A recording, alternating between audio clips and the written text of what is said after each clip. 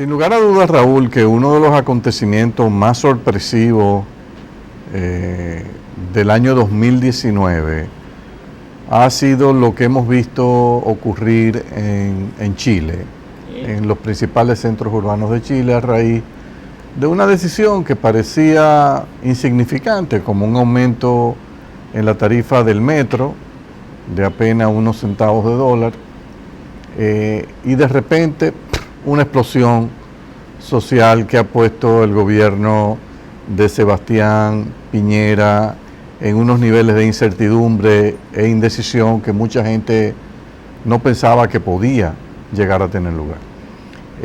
Incendios, se han destruido supermercados, tiendas por departamentos, estaciones del metro, las protestas continúan, el gobierno se abre a un diálogo, pero aparentemente al ser protestas que no tienen un líder identificado, un liderazgo identificado, hasta ahora ha sido difícil. El gobierno ha ofertado una reforma constitucional para tener una nueva constitución. Siempre se ha dicho que tuvieron que aceptar la imposición de una constitución que fue diseñada bajo el gobierno militar y que ha llegado el momento de que eso sea reestructurado. Bueno, pero no se sabe ahora mismo qué va a pasar en Chile. La situación que se ha proyectado al resto del mundo y a la propia América Latina es muy preocupante, porque Chile era el modelo en materia de crecimiento, progreso económico y social de la región, un país que había logrado reducir dramáticamente los niveles de pobreza,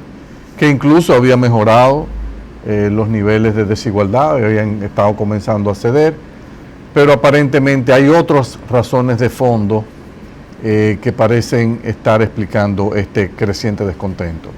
¿Cómo tú ves la situación? ¿Qué tú crees que podríamos estar esperando, si es que es posible predecir algo en el caso de Chile? Es muy difícil predecir algo hacia el futuro.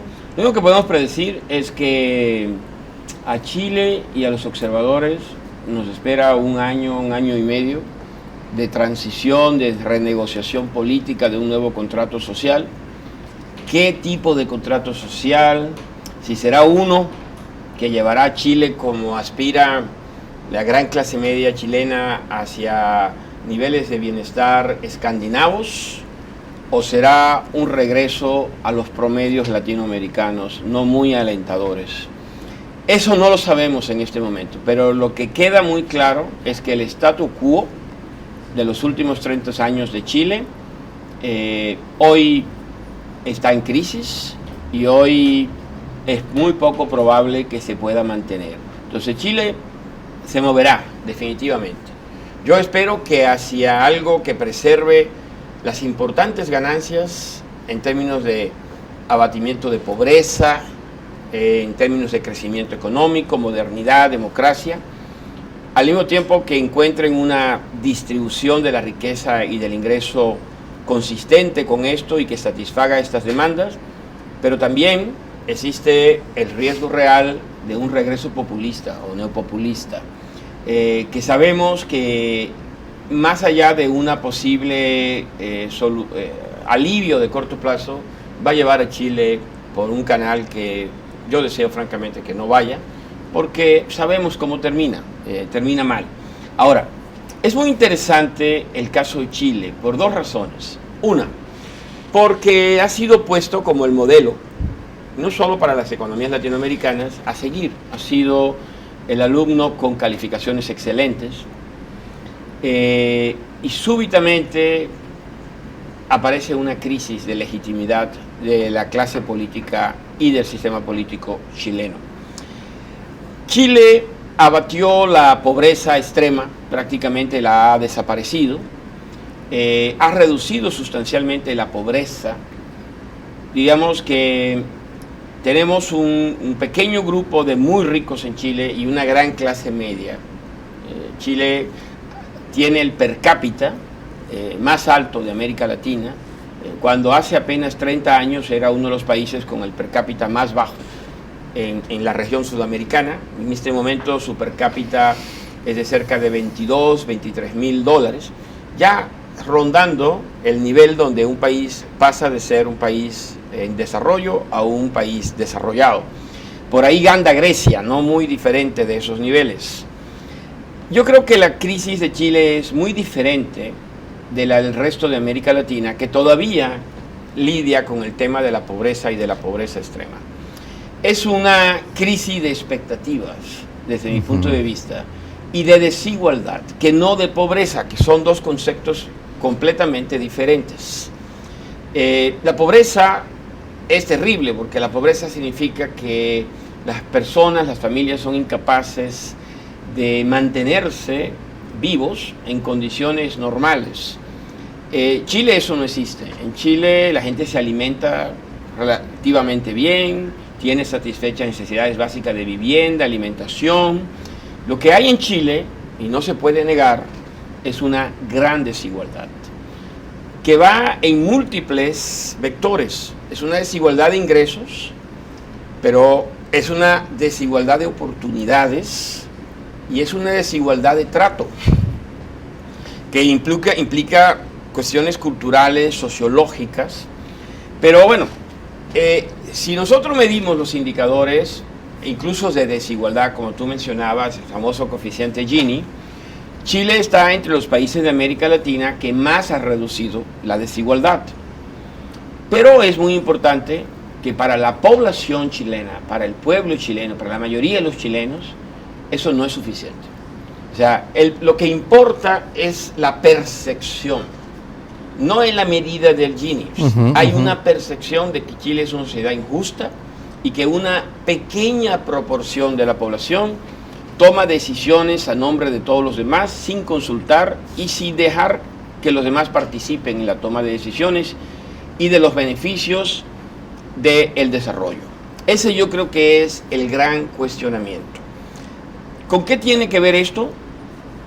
Bueno, hay un primer punto por el cual podemos comenzar a discutir esto. La OECD, en su análisis de desigualdad en los países miembros de la OECD, pero que también se extiende a países invitados.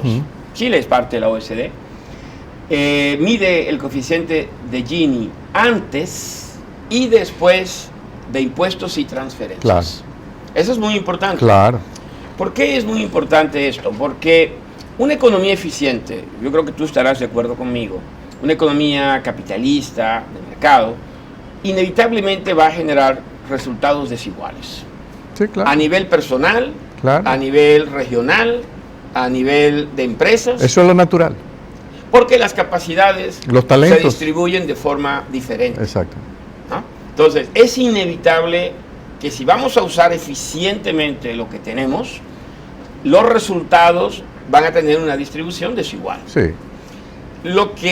Entonces, la pregunta relevante que hay que hacer, como ese es el resultado de la eficiencia, ¿ese debe ser el resultado final o lo podemos mejorar a través de políticas públicas redistributivas? Claro.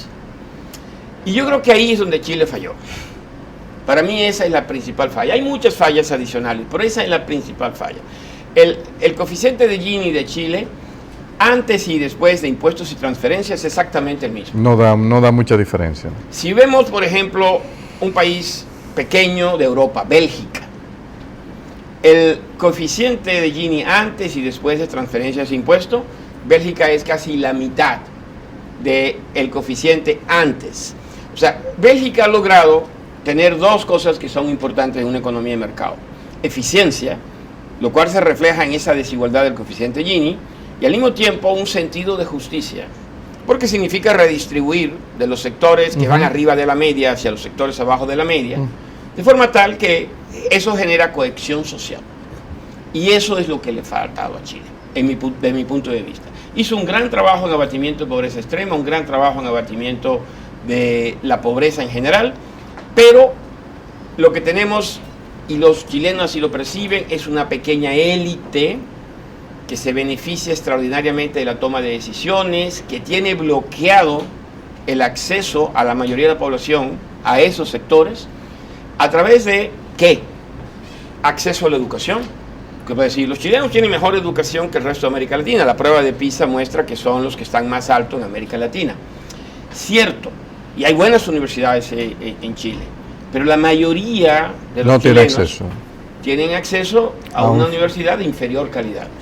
y eso los discrimina su acceso al mercado de trabajo, y eso hace que los hijos de las familias ricas o los privilegiados que tengan acceso, es como una protección monopólica. Sí, sí, sí. Es un bloqueo, es un acceso a adquirir una educación que te permite ser competitivo en el mercado y te mantiene a ti y a tus padres indefinidamente en un segmento que tiene pocas aspiraciones de poder mejorar. Creo que esa es la crisis que vive Chile en este momento. Sí, tú planteaste un tema muy importante de la diferencia del índice de Gini medido como resulta inmediatamente de la medición sencilla de lo que es el ingreso que recibe cada familia, pero su diferencia cuando el Estado, a través de la política tributaria y de gasto público, toma a través de impuestos al grupo que más gana, toma esos recursos, los grava y entonces lo pasa a los deciles, a los hogares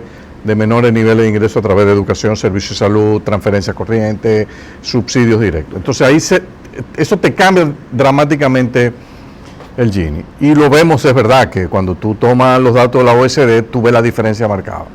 Pero hay algo también que uno ve, y eso me viene el planteamiento que hizo el expresidente Ricardo Lagos de Chile, que dice, mira, nosotros logramos convertirnos en la economía de mayor crecimiento de la región, la que más progresamos, pero fallamos en algo. Dice, donde fallamos fue que no logramos seguir aumentando la capacidad recaudatoria del Estado, como se vio, por ejemplo, en los países nórdicos de Europa. Y te habla de las presiones tributarias que tú tienes en Dinamarca, Noruega, del 54, 55%, y otros países que andan por el orden del 40%. Entonces, ahí yo creo que viene un tema que es fundamental en la discusión futura de hacia dónde queremos caminar, porque yo siento que nosotros en América Latina nos atrae la idea del estado de bienestar, pero tú no puedes tener un estado de bienestar con presiones tributarias latinoamericano-caribeñas.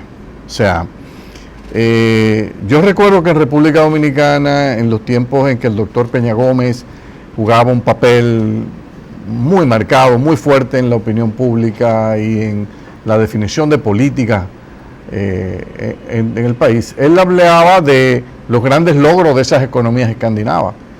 Y mucha gente le decía, sí, pero nosotros lo que tenemos es una presión tributaria de 9, 10%, esos países tienen 40, 50, ¿cómo vamos nosotros a llegar ahí?